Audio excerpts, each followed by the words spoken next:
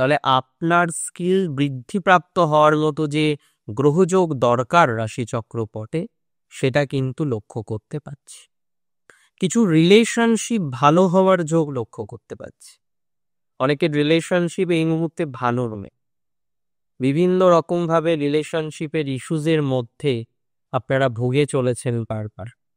যাদের রিলেশনশিপের ইস্যুজ আছে, যারা কনস্ট্যান্টলি বিভিন্ন রকম রিলেশনশিপ ইস্যুজ নিয়ে ভোগেন, কনস্ট্যান্টলি বিভিন্ন রকম রিলেশনশিপ ইস্যু আপনাকে যন্ত্রণা দেয়, সমস্যা দেয়, তাদের কিন্তু একটা পজিটিভ মুভমেন্ট আমরা লক্ষ্য করতে পারি। গুরুজনদের জায়গাটায় আইদার পজিটিভ হবে অথবা তাদের সাথে সম্পর্ক খারাপ হতে পারে।